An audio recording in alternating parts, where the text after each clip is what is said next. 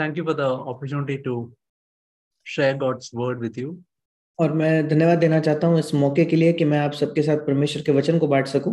I want to share today on freedom from anxiety and tension.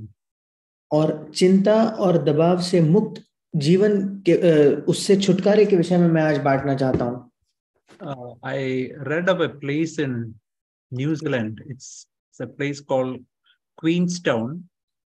और मैंने New Zealand में एक जगह के बारे में पढ़ा था, उसको क्वींसटाउन उसका नाम है। It's a lake resort with beautiful scenery. और वहाँ एक लेक रिसोर्ट है, बहुत सुंदर वहाँ आसपास की चीजें हैं। So many mountains as a background. कई पहाड़ है आसपास देखने के लिए। There's a board written there which says this place is 1000 inches above every mental tension and stress.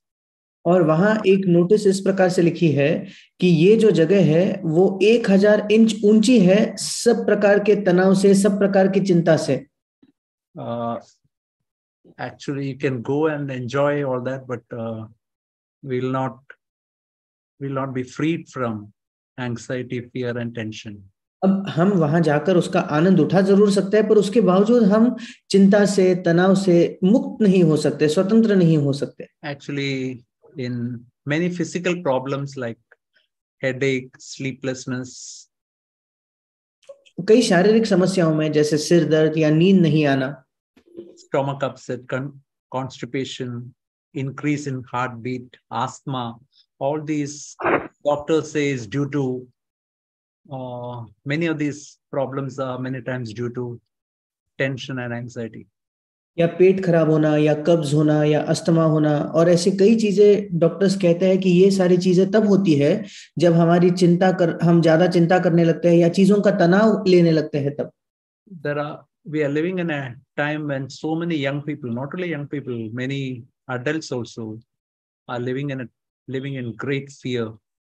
हम एक ऐसे समय में जीवित है जहां कई जवान लोग, केवल जवान लोग नहीं, बड़े वृद्ध लोग भी बहुत ज्यादा टेंशन में, बहुत ज्यादा तनाव में जीवन जी रहे हैं। Due to mechanization, recession, joblessness. और इनके कारण है या तो यंत्रीकरण है, या तो जो आर्थिक मंदी है, या तो काम नहीं मिलने की वजह से, बेरोजगारी की वजह से, uncertain future, introduction of ChatGPT and so on. और आगे का उनको भविष्य नहीं पता, और चैट जीपीटी जैसे नई नई चीजों का आविष्कार होता है इन सारे वजहों से। In the midst of all that, God's word in Philippians chapter 4 verse 6 and 7 says, इन सब चीजों के बीच में परमेश्वर का वचन हमें फिलिपियों की पत्री उसके चौथे अध्याय में बताता है, be anxious for nothing, but in everything by prayer and supplication with thanksgiving, let your requests be made known to God, and the peace of God which surpasses all comprehension shall guard your heart and mind in Christ Jesus. फिलिपियों की पत्री चौथा अध्याय 6 और 7वां वचन, किसी भी बात की चिंता मत करो, परंतु हर एक बात में तुम्हारे निवेदन, प्रार्थना और विनती के द्वारा धन्यवाद के साथ परमेश्वर के सम्मुख उपस्थित किए जाए। तब परमेश्वर की शांति जो सारी समझ से परे है तुम्हारे हृदय और तुम्हारे विचारों को मसीह यीशु में सुरक्षित रखेगी। When we go through God's word very slowly, we can get lots from it. जब हम परमेश्वर के वचन को बहुत धीरे धीरे पढ़ते हैं तो उसमें से बहुत कुछ हम अपने आप के लिए प्राप्त कर सकते हैं। This word starts with be anxious for absolutely nothing. इस वचन की शुरुआत होती है कि किसी भी बात की, अर्थात कोई भी चीज नहीं है जिसकी हमें चिंता करनी है।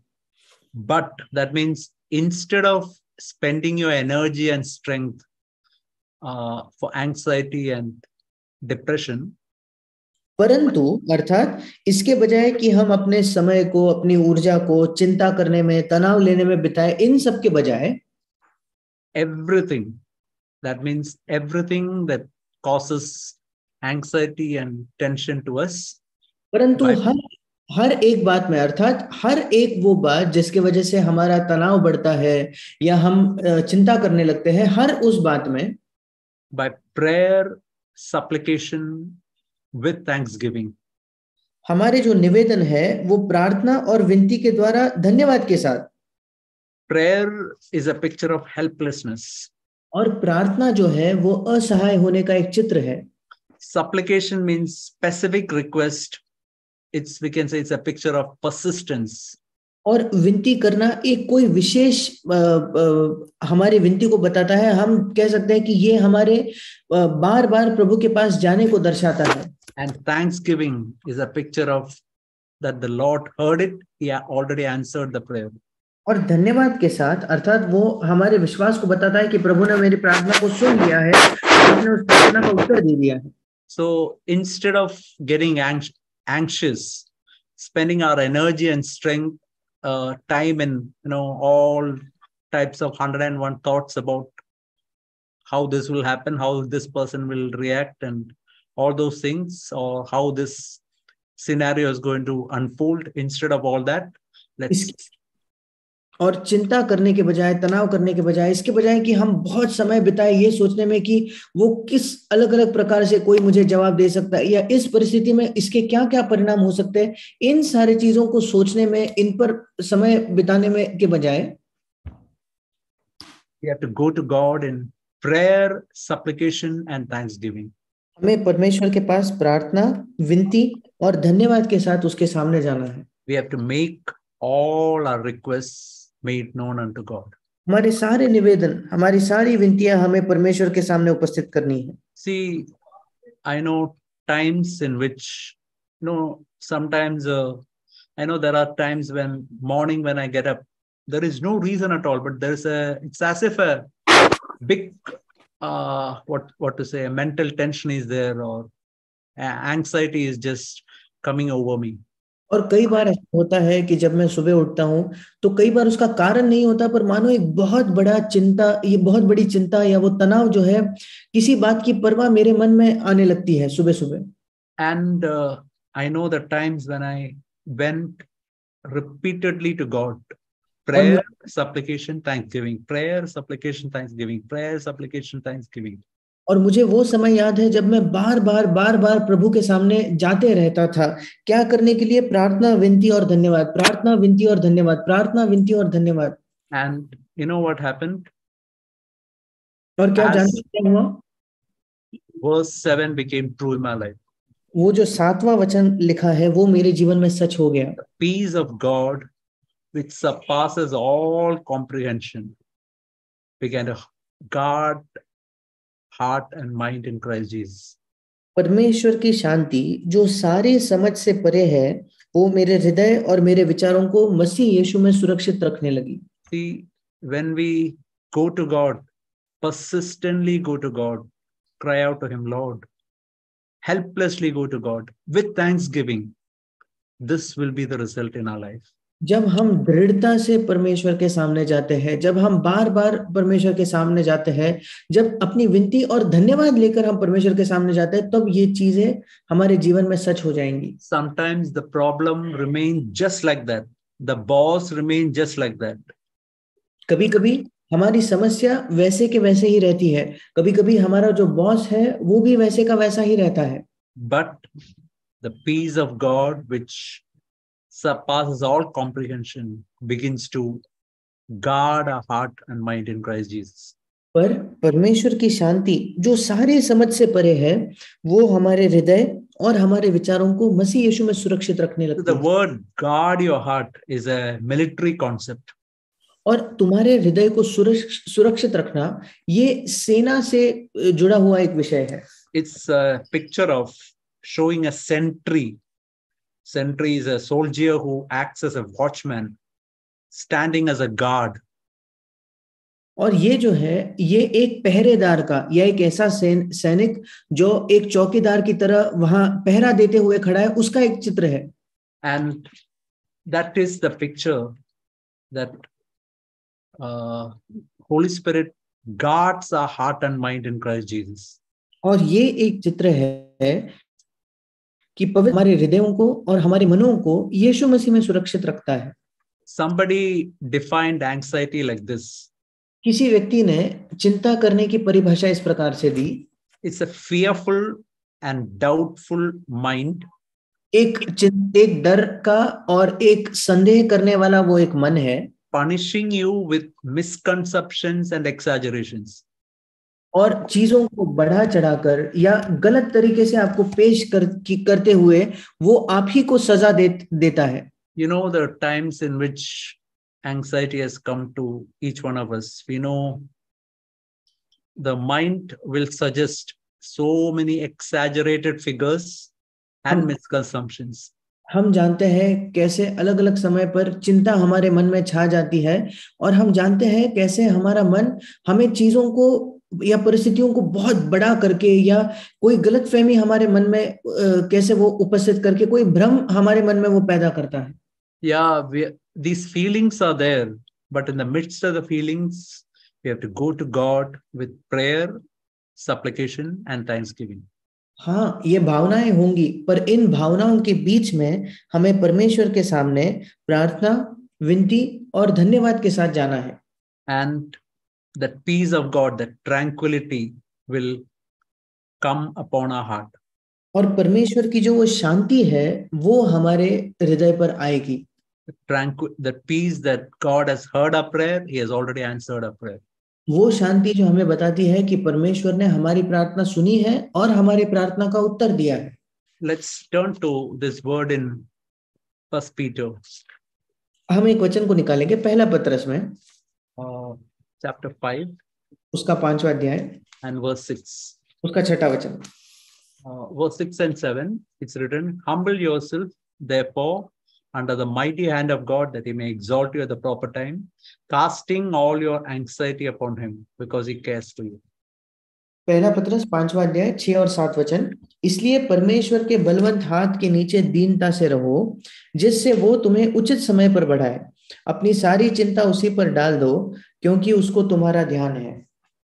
See, the mighty hand of God is a picture of situations and trials which we cannot change.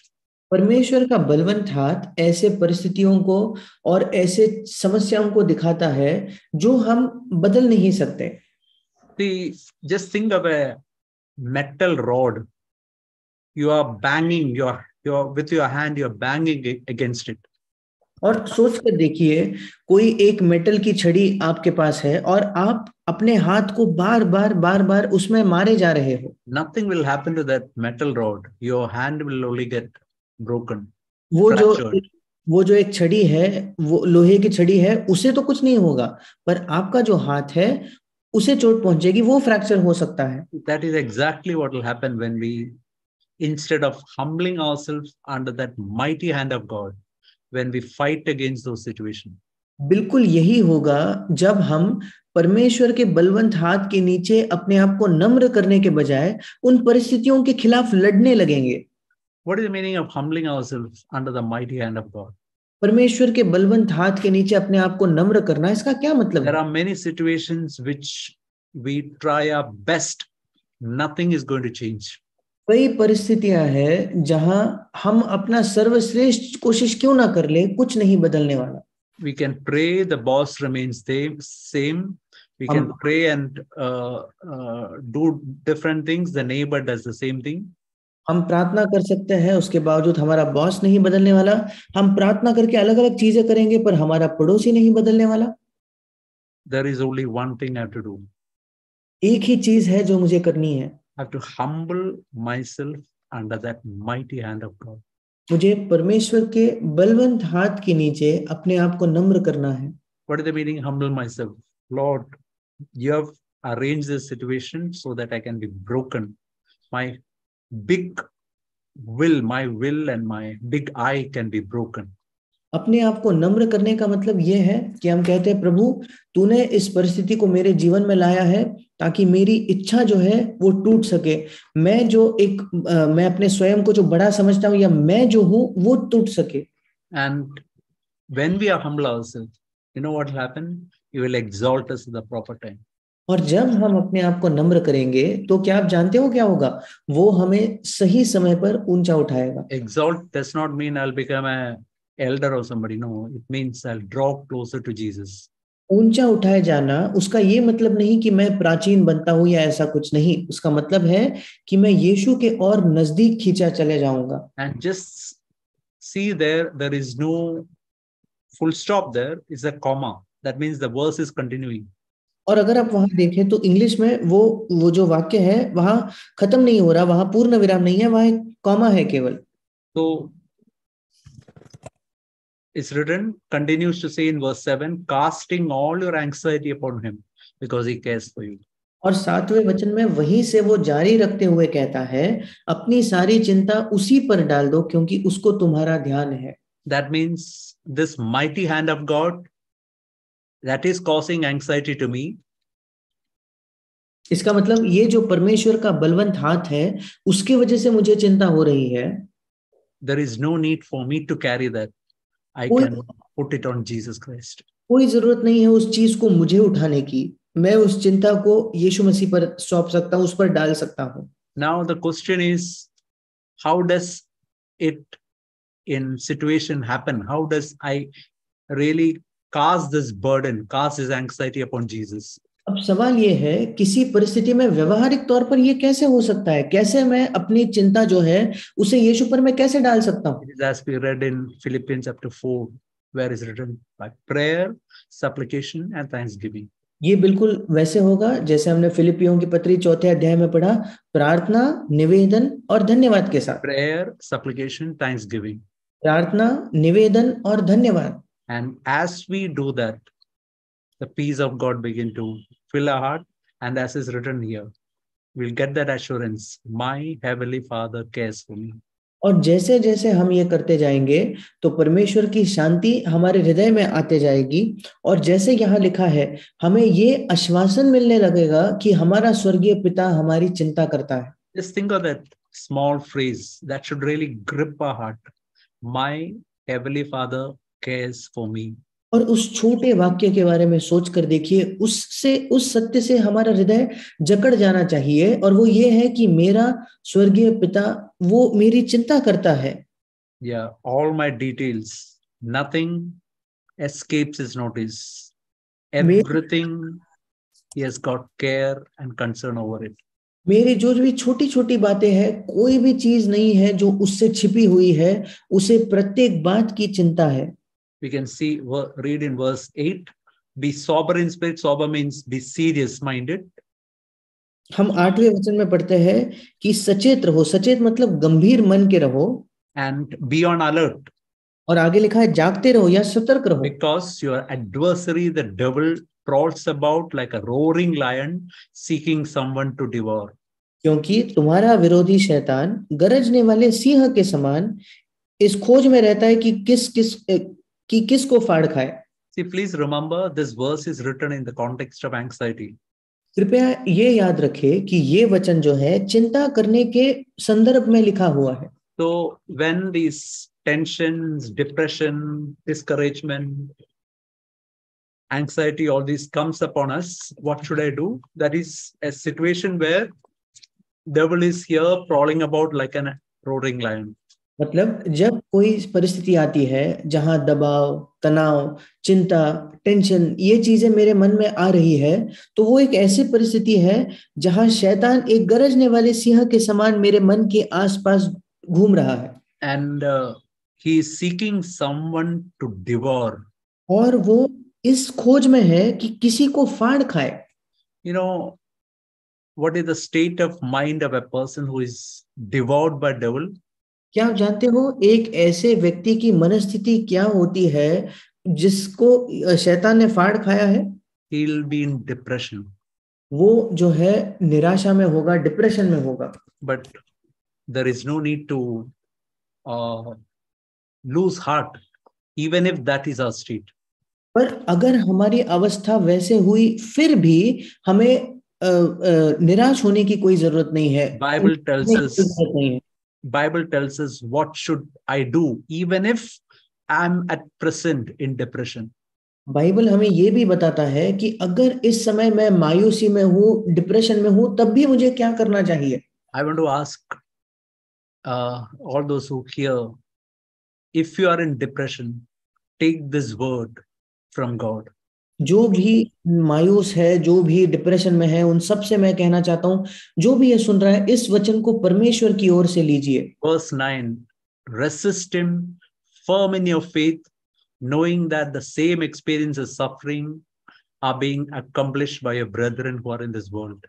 9वां वचन कहता है, पहला पत्रस 5:9, विश्वास में दृढ़ होकर और ये जानकर उसका सामना करो कि तुम्हारे भाई जो संसार में है ऐसे ही दुख सह रहे हैं। See, when devil comes like that, don't accept that lying down in your life. जब शैतान इस प्रकार आपके विरुद्ध में आता है, तो कृपया वहीं गिर कर उसको इन चीजों को स्वीकार ना करे। Bible tells us to resist him, firm in your faith. Bible हमें बताती है कि विश्वास में दृढ़ होकर हमें उसका सामना करना है। Okay, how do I resist him? कैसे मैं उसका सामना कर सकता हूँ? By prayer, supplication, and thanksgiving. प्रार्थना, निवेदन और धन्यवाद के साथ। Prayer is a picture of helplessly looking unto God. प्रार्थना एक चित्र है जहां हम असहाय होकर परमेश्वर की ओर देखते हैं। Supplication is a picture of persistently going to God with my specific request. निवेदन एक चित्र है कि मैं बार बार दृढ़ता से परमेश्वर के पास मेरी जो विशेष जरूरत है उसको लेकर जा रहा हूँ। Thanksgiving is a picture of having faith in God that He has heard it, He has answered the prayer. धन्यवाद एक चित्र है कि मैं परमेश्वर के प्रति धन्यवादी हूं कि उसने मेरी प्रार्थना को सुना है और मेरे प्रार्थना को उत्तर दिया है। I want to tell you, it is sure that you will come out from the depression. मैं आपको कहना चाहता हूं कि ये निश्चित है कि आप अपने डिप्रेशन से बाहर आओगे। You know, in the Sea of Galilee, Jesus was, the disciples were going in the boat and Jesus was up in the mountain praying. और एक बार उस गलील के समुद्र में जो शिष्य थे वो एक नाव में सफर कर रहे थे और यीशु मसीह ऊपर पहाड़ों में प्रार्थना कर रहा था। And there was all on a sudden a terrible storm and the boat is almost about to capsize. और वहां अचानक से एक आंधी आ गई, तूफान आया और उनकी जो नाव थी वो डूबने ही वाली थी। And there Jesus was coming he was walking in the water and coming. और वहां यीशु मसीह उस पानी पर चलता हुआ उनके पास आया। Now, this is another story which happened 2000 years after. एक और कहानी है जो 2000 सालों के बाद हुई। Exactly in that Sea of Galilee, two couples were rowing the boat. उसी गलील के झील में दो दाम्पत्य थे जो एक नाव में जा रहे थे। And the husband and wife both were rowing the boat, and all on a sudden, terrible storm and came, and there was quite a lot of water began to get into their boat. और दो जो पति पत्नी थे वो दोनों उस नाव को चला रहे थे और अचानक बहुत बड़ी एक आंधी तूफान समय आया और जो पानी था वो उस नाव के अंदर आने लगा। That girl began to scream and shout, and she thought that was the last journey. She was about to die. She was screaming at the top of her voice. और वो लड़की चीखने लगी, चिल्लाने लगी, वो इतनी डर चुकी थी, उसे लगा था कि ये उसके जीवन का अंतिम समय है। That man was quietly rowing the boat. और वो जो आदमी था वो चुपचाप उस बोट को चलाता रहा, उसको खींचता रहा। It went on for some time. Afterwards, the sea became calm. कुछ समय तक ये चलते रहा और उसके बाद वो जो समुद्र है वो चुप हो गया। When both of them went back to their hotel, back to their home, that girl asked, "How is it that when such a terrible scenario, you could very calmly row the boat?"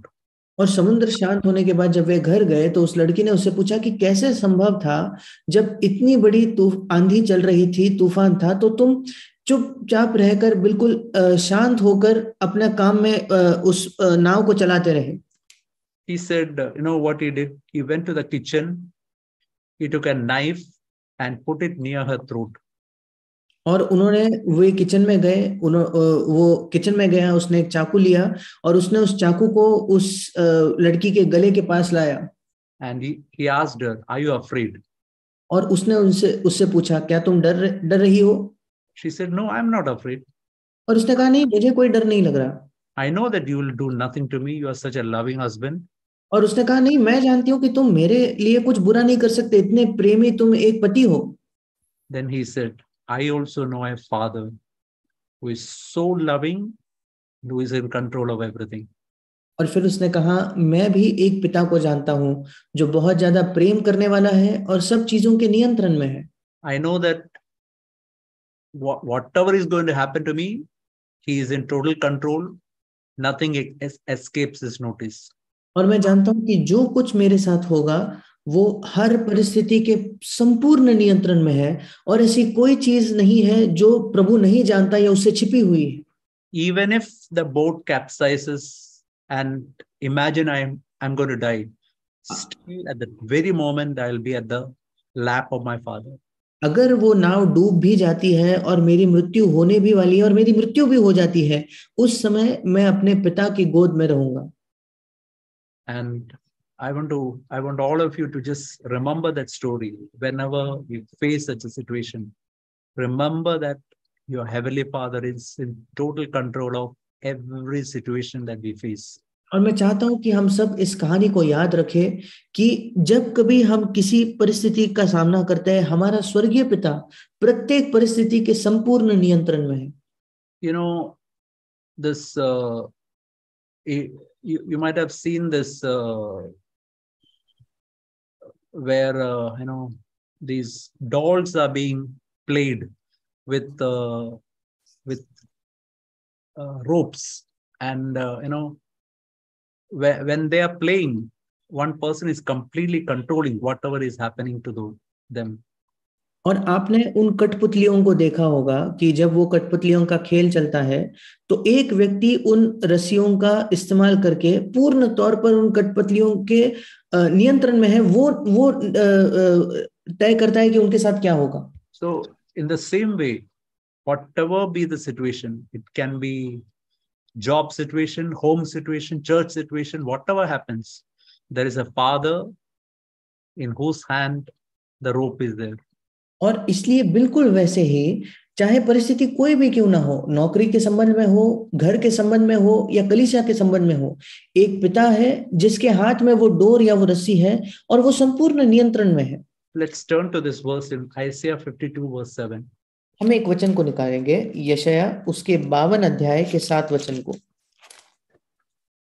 It's written, yeah, you can read that in Hindi, brother. Isaiah 52:7. 52:7. Isaiah 52:7.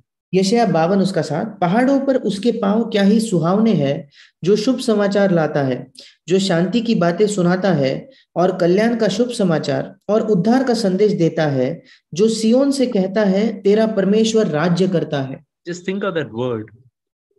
उस कथन के बारे में सोच कर देखिए। Lovely is that of feet of that person who brings good news. Good news is gospel. पहाड़ों पर उसके पांव क्या ही सुहावने हैं, जो शुभ समाचार अर्थात सुसमाचार लाता है। Who announces peace. जो शांति की बातें सुनाता है। Good news of happiness and announces salvation. कल्याण या जैसे इंग्लिश में लिखा है आनंद का शुभ समाचार और उद्धार का संदेश। Says to Zion, we can put our name. Says to Sam, your God reigns. और जो सियोन से कहता है, सियोन के जगह हम अपना नाम रखकर कह सकते हैं कि जो सैम से कहता है, तेरा परमेश्वर राज्य करता है। Please remember that my heavenly Father is reigning over every situation. कृपया इस बात को याद रखें कि मेरा स्वर्गीय पिता हर एक बात में राज कर रहा है, शासन कर रहा है। My dear brothers and sisters, this is something that we have to be established in. मेरे प्रिय भाई और बहनों, ये ऐसा कुछ है जिसमें हमें पूर्ण तौर पर हम उसमें स्थापित हो जाने चाहिए। Whatever be the situation, everything is totally and completely controlled by my Father. चाहे परिस्थिति कुछ भी क्यों ना हो, हर परिस्थिति को पूर्ण तौर पर वो मेरे पिता के नियंत्रण में है। I want to tell some incident that happened in my daughter's case. मेरे बेटी की घटना, मेरे बेटी के बारे में जो घटना हुई उसके बारे में मैं कुछ बांटना चाहता हूँ। Last year, she is a teacher in a school nearby, पिछले साल वो हमारे घर के पास में एक स्कूल है, वहां पढ़ाती थी। and she was given a subject called robotics. और उसे रोबोटिक्स नाम का एक विषय दिया गया था। There was a lab where there was equipments worth I don't know, many lakhs of rupees. और एक ऐसी वहां लेबोरेटरी थी जहां शायद लाखों का सामान वहां होता था। So there was another person who was also who was teaching the students robotics. और वहां एक और व्यक्ति भी था जो बच्चों को वही रोबोटिक्स विषय पढ़ाता था। It went on for the full year. और पूरे साल तक वो चला। The school closed on 30th of April. 30 अप्रैल को वो स्कूल खत्म हुआ। That boy was coming, that other boy who was teaching robotics was coming to the lab till 5th of April, 5th of May. और 5 मई तक वो जो दूसरा लड़का जो रोबोटिक्स सिखाता था वो उस प्रयोगशाला में 5 मई तक जाता था। What happened was after school reopened, और स्कूल जब वापस खुली, they came to know that certain things were missing in the lab. फिर उन्हें पता चला कि प्रयोगशाला से कुछ चीजें गायब है। And my daughter had to phone, because what happened is immediately around 10th of May, that boy gave the resignation. He joined somewhere else, in fact. क्योंकि 10 मई को ही उस लड़के ने उस स्कूल को छोड़कर वो किसी और जगह किसी और स्कूल में पढ़ाने लगा था। And what happened is after school reopened, they found that certain things were missing. और फिर जब स्कूल छुट्टी के बाद खुली तब उन्हें पता चला कि कुछ चीजें वहां से गायब है। And actually my daughter was in charge of the lab also. और मेरी जो बेटी थी वो उस प्रयोगशाला के उसके हाथ के नीचे वो लैब थी। And when they took the stock of it, they found that some 50,000 or 60,000 worth things are missing. और जब उन्होंने सब चीजों की जांच पड़ताल की तो उन्हें पता चला 50,000 या 60,000 रुपए की कीमत की चीजें वहां से लापता है। And the principal was shouting at her, vice principal was shouting at her. और वहां के जो प्रिंसिपल है वो उसे चिल्ला रहे थे, वहां के वाइस प्रिंसिपल उस पर चिल्ला रहे थे। She called that boy. He brought certain things back. और मेरे बेटी ने उस लड़के को फोन किया, उसने कुछ चीजें वापस ला कर दी। But still, some 50,000. There was one equipment which was worth around 40,000, and many other equipments, certain 50,000 rupees worth things were still missing. और उसको लौटाने के बाद भी लगभग 50,000 की चीजें उसके बाद भी लापता थी। The boy was called. The principal shouted at him. He said that police will be coming to the house and many things like that. और वो लड़का आया और जो प्राचार्य था वो भी, प्रिंसिपल भी उस पर चिल्ला रहा था कि पुलिस तुम्हारे घर पर आएंगे और ऐसा सब। All the relatives of the boy came. They came and shouted at her. She also was in the lab. Why you are doubting my boy only? और फिर वो जो लड़का जिस पर चिल्लाया जा रहा था उसके सारे रिश्तेदार आ गए। वो कहने लगे कि नहीं, ये भी तो ये लैब में है, क्यों सिर्फ मेरे लड़के पर इल्जाम लगाया जा रहा है, वो भी तो लैब में थी। It went on for quite some time and we were encouraging her. She was in tremendous mental tension. और बहुत समय तक ये परिस्थिति जारी था और हम अब हमारी बेटी को निरंतर प्रोत्साहित कर रहे थे, पर बहुत ज्यादा मानसिक तनाव में वो जा रही थी। Teachers were even doubting that she also might have taken certain things. यहाँ तक कि शिक्षक जो बाकी टीचर्स थे उनको इस पर भी शक होने लगा था कि शायद उसने भी कुछ चीजें चुराई है। But at last she gathered some courage, went to the principal office and said, "Sir, why you allowed that boy to remain in the lab even after 30th of April? In that case, I am not in charge of the lab. You are in charge of the lab." और फिर थोड़े से साहस जुटाकर मेरी बेटी principal के पास जाकर उसने पूछा कि क्यों तुमने 30 अप्रैल के बाद भी उस लड़के को लैब में आने दिया, क्योंकि मेरी जिम्मेदारी केवल 30 अप्रैल तक थी, उसके बाद जो भी हुआ उसकी मैं जिम्मेदार नहीं हूँ। And he could not answer anything. और वो प्रिंसिपल कोई जवाब नहीं दे सका। what happened is the boy was called and principal threatened him. He returned everything in a matter of 2-3 weeks. He returned everything. और फिर हुआ ये कि प्रिंसिपल ने उसे बुलाकर फिर एक बार उस लड़के को धमकाया और 2-3 हफ्ते के अंदर उसने सारी चीजों को लौटा दिया. But I was thinking in the midst of all that my God reigns. These are the things we encourage her, that our God reigns and He is in control of everything. और इन सारे परिस्थितियों के बीच में मैं सोच रहा था और मैं अपने बेटी को यही प्रोत्साहन दे रहा था कि हमारा परमेश्वर राज्य करता है, और इन्हीं बातों से मैं उसे प्रोत्साहन दे रहा था कि परमेश्वर सब चीजों के नियंत्रण में है. See, I want to tell another story. This is a famous rope walker. His name is Charles Bonte. और एक और कहानी मैं बताना चाहता हूँ, एक बहुत ही मशहूर जो रस्सी पर चलने वाला होता है उसके बारे में. You know, he used to tie ropes between Niagara waterfall. And he used to tie a rope at the American end, and another that will be extending to the Canada side. And on that rope, he will walk from the side of America to Canada. Or he will be walking on that rope. और जो Niagara false है उसके ऊपर वो एक रस्सी बांधता था. उसका एक छोर जो है वो अमेरिका के सीमा के अंदर था, दूसरा छोर जो है वो दूसरे देश के सीमा के अंदर था. और वो और उस रस्सी पर वो उस रस्सी को टांग कर उस नदी के ऊपर मानो वो उस रस्सी पर चलता था. Lakhs and lakhs of people used to come to see that. लाखों लोग आते थे वहां केवल उसको देखने के लिए. One small fault is enough for that person to fall, and that will be the end of that person.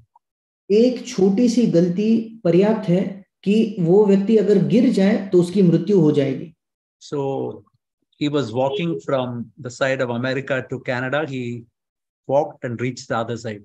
और अमेरिका से लेकर कनाडा तक वो चलकर जा रहा था उस रस्सी पर. When he reached Canada, he told that now I'm going to walk back to the other side. But this time, yeah. जब वो कनाडा पहुंचा फिर वहां के लोगों को वो कहता है अब मैं वापस लौटकर अमेरिका में जाने वाला हूं. He said, now this time I'm going to carry one person on the back of me. पर अब जब मैं लौटूंगा तो मैं एक व्यक्ति को अपने पीठ पर ले जाकर फिर ले जाऊंगा. Do you think I can carry a person and walk to the other side? क्या तुम्हें लगता है कि मैं ये कर सकता हूं जहां मैं एक व्यक्ति को अपने पीठ पर बिठाकर इस छोटी सी रस्सी पर चलकर जा सकता हूं? Everybody said yes. सबने कहा हाँ जरूर. He said, who will volunteer? और फिर उसने कहा कि कौन है जो खुद से चाहता है कि वो आगे आकर ये करे, मेरे पीठ पर बैठे. Nobody is there to volunteer. कोई भी तैयार नहीं था ये कहने के लिए हाँ मैं तुम्हारे पीठ पर बैठता हूँ. At last his coach, he said, I will come. और आखिरकार उसका जो कोच था, उसे सिखाने वाला जो था, उसने कहा ठीक है मैं आऊंगा. And he was carrying his coach and walking to the other side. और वो अपने कोच को लेकर दूसरी जगह चलकर जा रहा था. When they reached the middle of that waterfall, the rope began to shake very badly.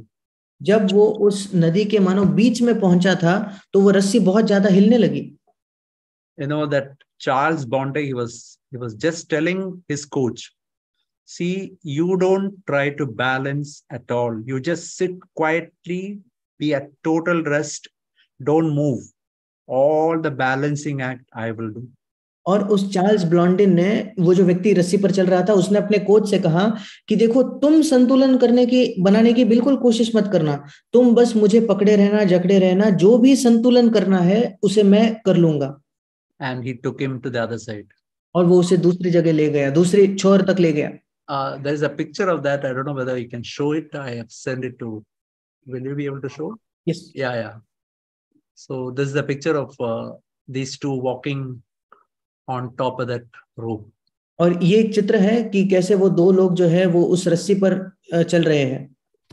Yeah. So just think of that. What he said, that when that rope began to shake badly, you don't do any balancing. All the balancing I will do. और सोचकर देखिए उसने क्या कहा जब वो रस्सी जो है बहुत ज्यादा हिलने लगी तो, कि तुम कुछ मत करना, जो भी संतुलन करना है वो मैं करूंगा। This is what our Father is also telling. He's telling this situation, it's really tough. You may think that this is the end of the story, but don't do any balancing. You just rest in me, और यही trust me. I will take you to the other shore. और यही चीज कई बार हमारा स्वर्गीय पिता हमसे कहता है कि परिस्थिति बहुत मुश्किल लग रही है, इसमें तुम चिंता मत करो, तुम संतुलन बनाने की मत कोशिश करो, मैं सब संतुलन संभाले रखूंगा, मैं तुम्हें दूसरे छोर तक ले जाऊंगा। We can see this verse in 2 Corinthians chapter 10 हम दूसरे कुरिन्थ उसके 10वें अध्याय में इस वचन को देखेंगे, and verse 3 and 4. तीसरा और चौथा वचन Is written, weapons of our warfare are not of flesh, but divinely powerful for the destruction of fortresses.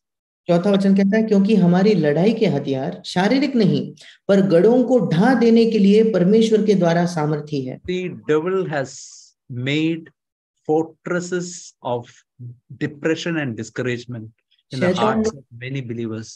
कई विश्वासियों के हृदय में शैतान ने निराशा, आशाहीनता और मायूसी के गढ़ बना लिए हैं। I know that was true in my life. मैं जानता हूँ God help me to break it. मैं जानता हूँ क्योंकि ये मेरे जीवन में सच था और परमेश्वर ने मेरी सहायता की उसे तोड़ने में। It can be true in every one of our life. ये हम में से प्रत्येक के जीवन में सच हो सकता है। Because Bible says the weapons of our warfare are divinely powerful for the destruction of fortresses. क्योंकि बाइबल बताती है कि हमारी लड़ाई के हथियार गढ़ों को ढा देने के लिए परमेश्वर के द्वारा सामर्थी है। But how these fortresses are broken is written in the next verse. पर ये गढ़ कैसे तोड़े जाते हैं ये अगले वचन में लिखा है। We are destroying speculation. Speculation means imaginations. इसलिए yeah, you can read that, brother, verse 5. Yes.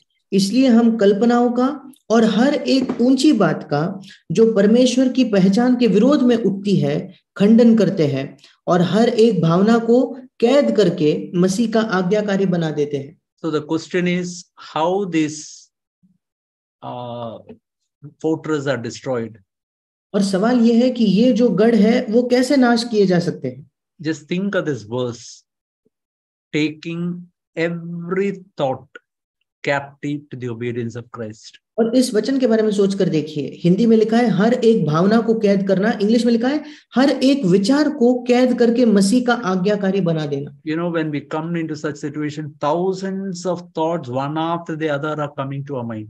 जब हम ऐसे किसी परिस्थिति में आ जाते हैं तो हजारों विचार एक के बाद एक हमारे मन में आने लगते हैं। But it is that time I say, Lord, I'm not going to think, I'm going to pray, supplication and thanksgiving. पर उसी समय हमें कहना है कि प्रभु मैं अब सोचने नहीं वाला, इन विचारों पर मनन नहीं करने वाला, मैं प्रार्थना करूंगा, प्रार्थना, निवेदन और धन्यवाद। Prayer, supplication, thanksgiving. प्रार्थना, निवेदन और धन्यवाद। Then the peace of God will slowly come into our heart.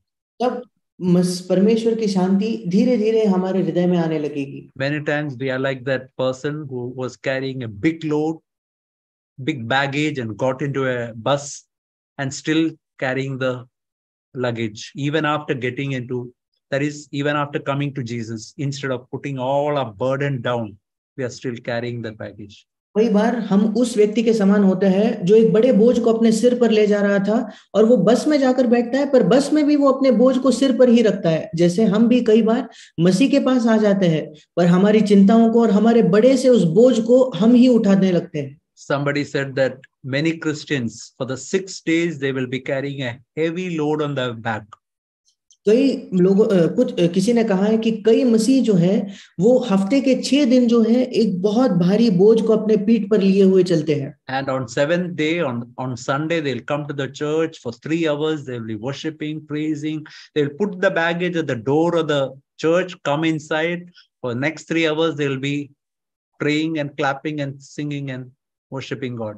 और रविवार को 3 घंटों के लिए वो कलीसिया में आते हैं, कलीसिया के दरवाजे पर अपने बोझ को उतार देते हैं, अंदर आकर 3 घंटे वो परमेश्वर की स्तुति करते हैं, आराधना करते हैं, तालियां बजाकर उसकी स्तुति करते हैं।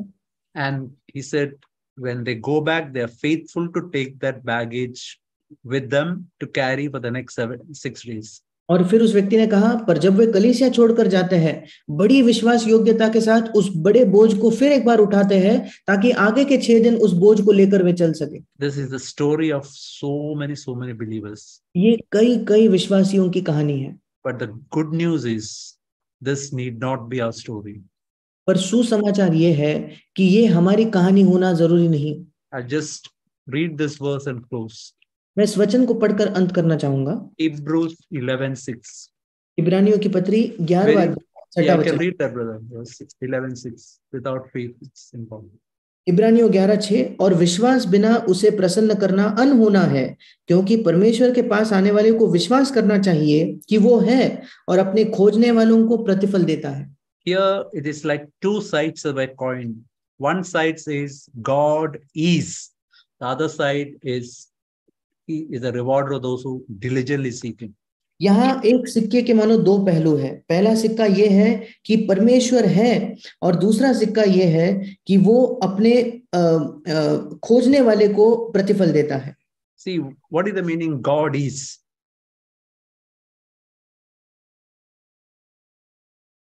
Is. Sorry, brother, can you repeat? What is the meaning of one side of the coin which says He is, God is? और उस सिक्के का जो एक पहलू है परमेश्वर है, उसका क्या मतलब होता है? It means it is telling about the attributes of God.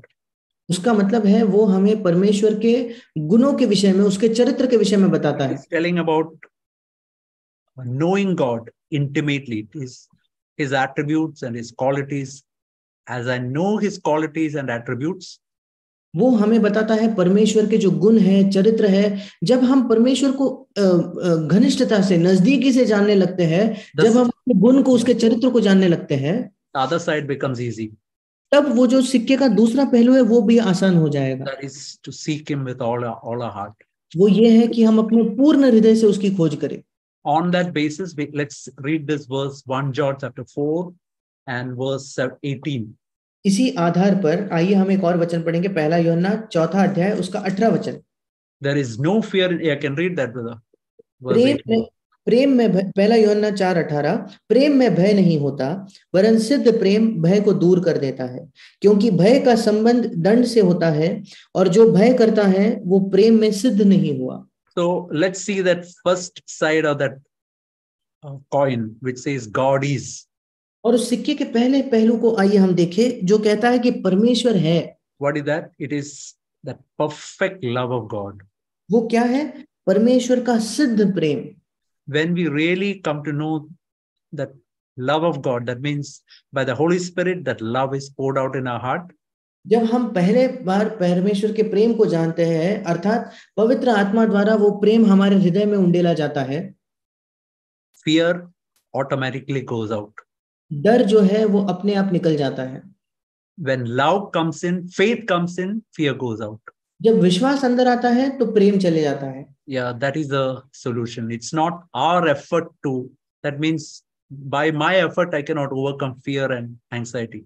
यही हल है। ये नहीं कि हम अपने परिश्रमों से, डर से या चिंता से मुक्त हो सकते हैं। I have to go to God helplessly and persistently cry to Him, thank Him for that, and as He pours out His Holy Spirit, fear goes out from our heart.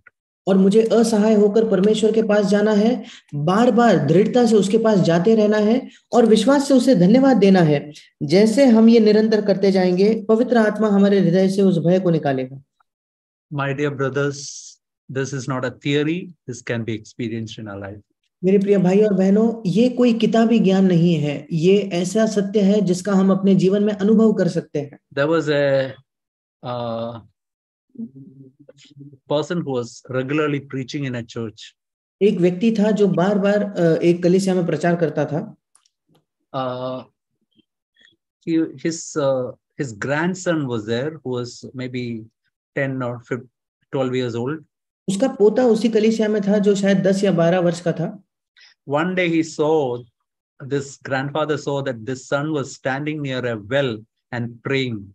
और इस दादा ने देखा कि एक बार उसका पोता जो है एक कुएं के पास खड़ा होकर प्रार्थना कर रहा है। He is telling, 1 foot down, Lord, 1 foot down, Lord. और फिर वो कहने लगा कि प्रभु 1 फुट नीचे, 1 फुट नीचे। The grandfather came and said, see, what are you praying? That the water should go 1 foot under. और फिर वो दादाजी आकर उससे पूछता है कि तुम क्या प्रार्थना कर रहे हो, क्या तुम चाहते हो इस कुएं का जो पानी है वो 1 फुट से कम हो जाए, 1 फुट से नीचे चले जाए? That grandson said, no. और उस पोते ने जवाब दिया, नहीं। See, what I'm praying is, in your life, grandfather, it should come from your head to your heart. और उसने जवाब दिया कि दादाजी मैं आपके लिए प्रार्थना कर रहा हूं कि आपके जीवन में जो चीजें आपके दिमाग में है वो दिमाग से नीचे आकर आपके हृदय में आ जाए। See, that is what we all need. यही हम सबकी जरूरत है। See, what I said, all of you know, I didn't say anything new. जो भी मैंने आज कहा आप सब इसको जानते हो, मैंने कुछ नया नहीं कहा। But it should come 1 foot down to our heart. पर वो 1 फीट नीचे हमारे हृदय में आना चाहिए। And Holy Spirit can, it's not our ability, Holy Spirit can make it true in our life. और ये हमारी क्षमता नहीं बल्कि पवित्र आत्मा इसे हमारे जीवन में सच बना सकता है। So may God help us. परमेश्वर हमारी सहायता करे।